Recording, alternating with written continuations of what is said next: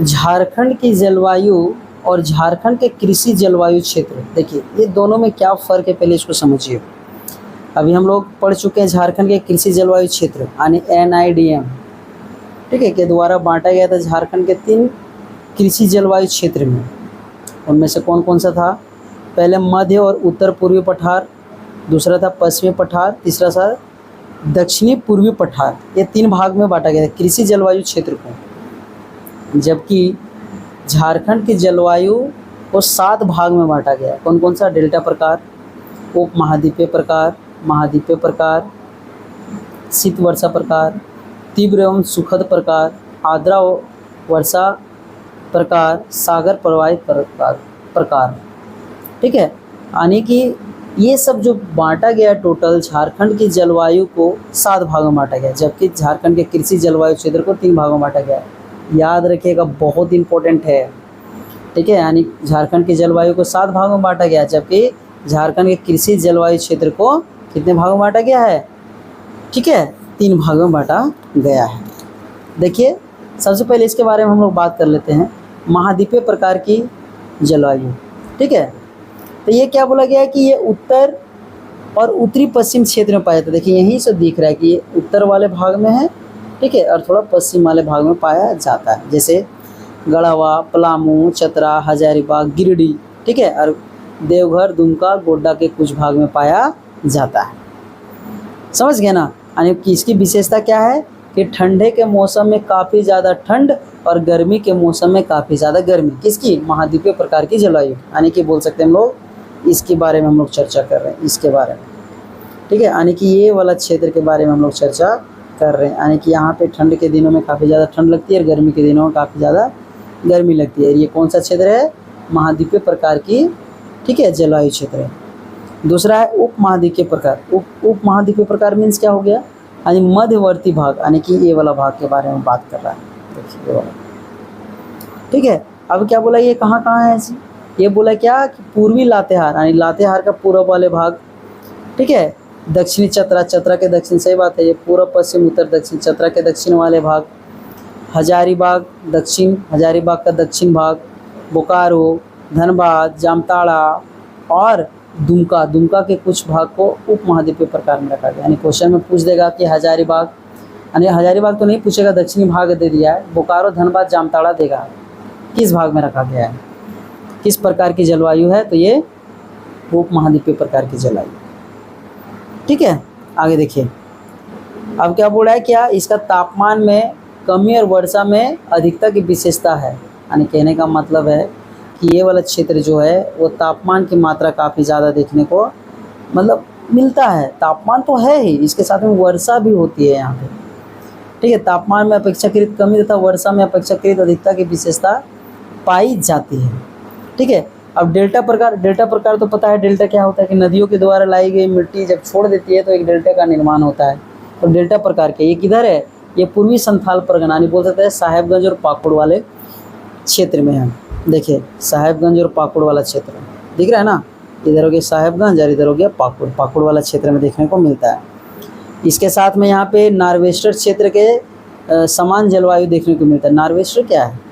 Nor'wester जो ये बंगाल है, बंगाल जो दिख रहा है आपको, बंगाल में जो बोल सकते हैं क्या, ये यानी कि बरसात से पहले जब गर्मी पड़ती है और गर्मी में ही देखिएगा कि काफ़ी ज़्यादा वर्षा देखने को मिलता है, उसको नार्वेस्टर के नाम से बंगाल में जाना जाता है। ठीक है, तो इसका प्रभाव डेल्टाई वाला में देखने को मिलता है। क्लियर है? आगे देखिए, अगला है सागर प्रभावित प्रकार। सागर प्रभावित प्रकार मीन्स ये हो गया, यानी कि बंगाल की खाड़ी इधर है, ठीक है, बंगाल की खाड़ी से जो पवनें चलती है नमी वाली, तो इसीलिए इसका नाम क्या बोला गया? सागर प्रभावित प्रकार नाम दे दिया गया है। और यहाँ पे जो है काफ़ी ज़्यादा मात्रा में क्या होता है? नार्वेस्टर देखने को मिलता है। क्यों? क्योंकि पूरा तो बंगाल में जो गर्मी के मौसम में चलने वाली हवाएं और वर्षाएं होती है, उसको नार्वेस्टर के नाम से जाना जाता है। जब इस क्षेत्र में है तो जाहिर सी बात है इस क्षेत्र में भी देखने को मिलेगा। अगला क्या है? अगला है आर्द्र वर्षा प्रकार। आर्द्र वर्षा प्रकार देखिए, ये वाला भाग आर्द्र वर्षा प्रकार है। ठीक है, ये वाला भाग जो हमारा आर्द्र वर्षा वाला प्रकार है। क्यों? क्योंकि हम लोग पढ़े हैं कि नमी जब जाती है तो उस क्षेत्र को से होकर के जाती है जिस क्षेत्र से वो प्रवाहित होती है। ठीक है, प्रवाहित होती है। तो प्रवाहित कहाँ से हो रही है? ये सिंहभूम क्षेत्र से हो रही है। हम लोग पढ़े थे ना, इस सिंहभूम क्षेत्र से प्रवाहित होती है। और यहाँ पे इसका फ़ायदा क्या है कि मानसून के दोनों शाखाओं से वर्षा होती है। कौन सी शाखा? एक देखिए, इधर से तो अरब सागर वाली शाखा से होता है, इधर अरब सागर वाली शाखा से, और इधर बंगाल की खाड़ी वाला से, यानी दोनों शाखाओं से वर्षा कौन होती है? आर्द्र प्रकार की जलवायु है। ठीक है, अगला है तीव्र एवं सुखद प्रकार। तीव्र एवं सुखद प्रकार किसको बोलते हैं? तीव्र एवं सुखद प्रकार मीन्स इस प्रकार की यहाँ की जलवायु जो है वह सुखद वाला है। सुखद वाला मीन्स आराम वाला, ना ज़्यादा ठंडा ना ज़्यादा गर्मी देखने को मिलेगा। ठीक है, जैसे रांची हजारीबाग का पठारी क्षेत्र देखने को मिलता है, यानी रांची और हजारीबाग। ठीक है, इस प्रकार की जलवायु झारखंड में अन्य क्षेत्रों में नहीं पाई जाती है। ठीक है, क्योंकि इसकी ऊंचाई अधिक होने के कारण इसका तापमान कम होता है, इसीलिए हिली क्षेत्र के नाम से हम लोग पढ़े हैं ना कि रांची को हिल स्टेशन के नाम से जाना जाता है, नहीं हिल स्टेशन के रूप में रखा गया है क्योंकि ये पहाड़ी क्षेत्रों में बसा हुआ शहर है। ठीक है, अगला है शीत वर्षा प्रकार। शीत वर्षा प्रकार ये वाला देखिए, पाट क्षेत्र वाला भाग, यानी क्या यहाँ जो है वो सबसे ज़्यादा वर्षा देखने को मिलती है। क्यों? क्योंकि यहाँ पे जो देखिए ये वाला क्षेत्र ऊंचा वाला क्षेत्र है, और ऊंचा क्षेत्र होने के कारण जब अरब सागर से जो भी हवाएं आती है इस जगह पे उसको रोक लेती है, या तो फिर बंगाल की खाड़ी से जो हवाएं बहते हुए आती है ये अवरोध उत्पन्न होता है, वहाँ पे वर्षा काफ़ी ज़्यादा देखने को मिलती है। यानी बोल सकते हैं कि ये जो क्षेत्र है शीत वर्षा वाला प्रकार, यानी ये वाला शीत वर्षा वाला प्रकार वाला क्षेत्र है, ये वाला क्षेत्र यहाँ पे काफ़ी ज़्यादा वर्षा देखने को मिलती है। ठीक है, थोड़ा सा देख लेते हैं हम लोग ऋतु के बारे में भी चर्चा कर लेते हैं। झारखंड के ऋतुएं, झारखंड के हम लोग पढ़े हैं, झारखंड के 3 प्रकार की ऋतुएं हैं, ग्रीष्म ऋतु, वर्षा ऋतु और शीत ऋतु। तो ग्रीष्म ऋतु कब से कब स्टार्ट होता है जी? मार्च से लेकर के 15 जून तक, क्योंकि झारखंड में जो है वो 15 जून को ही मानसून प्रवेश करता है। ठीक है ना, यानी कि इस समय मार्च से तापमान बढ़ना शुरू होती है और मई जाते जाते अपना पीक में पहुंच जाती है। और हम लोग जानते हैं झारखंड में अगर सबसे ज़्यादा अगर गर्मी हो तो कब कौन सा महीना में होती है? मई में। और वहाँ पे क्या होता है, यहाँ पे देखिएगा कभी कभी लू का भी प्रकोप देखने को मिलता है झारखंड में।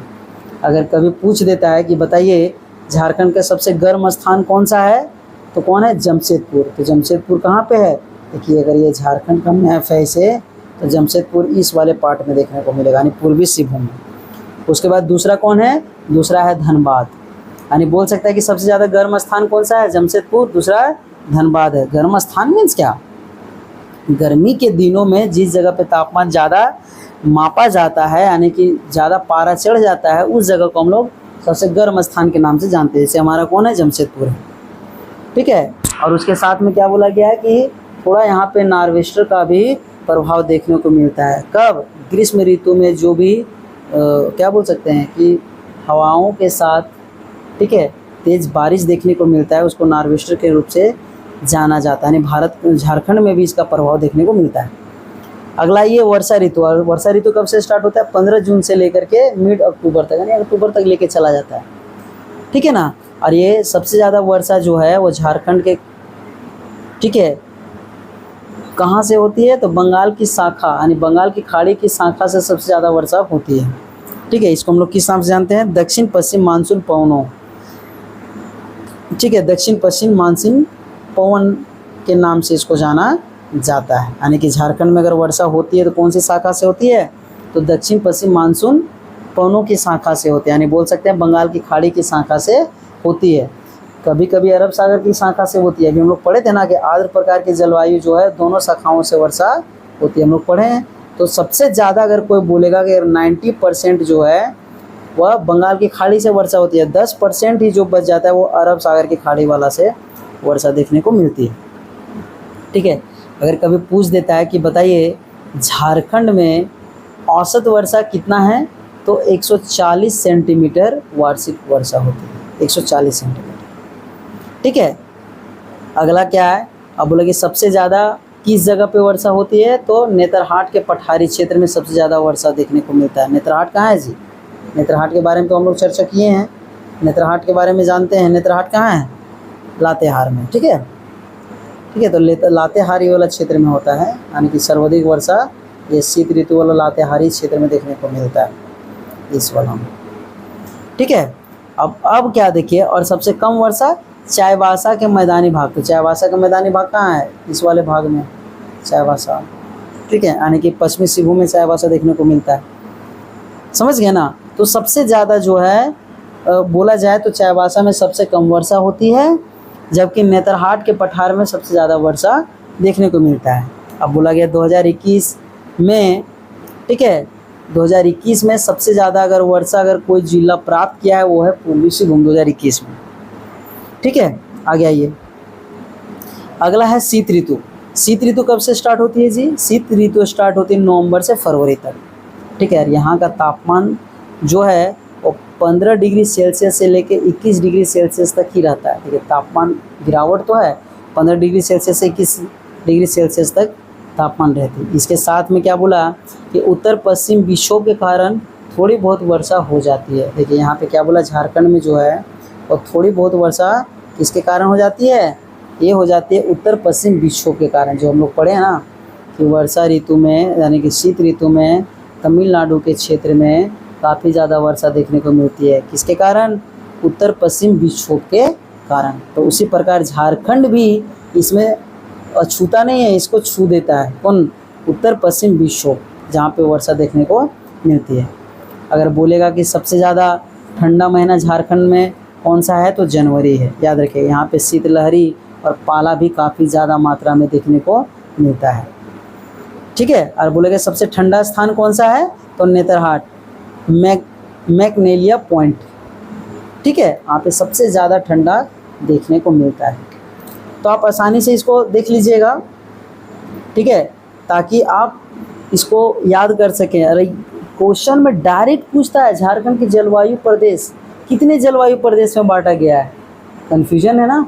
तो कोई कन्फ्यूजन नहीं, जलवायु प्रदेश बोलेगा तो 7 और कृषि जलवायु बोलेगा तो 3। क्लियर है ना? चलिए ठीक है, आप आराम से इसको देख लीजिएगा, पढ़िएगा ताकि आपको याद हो जाए।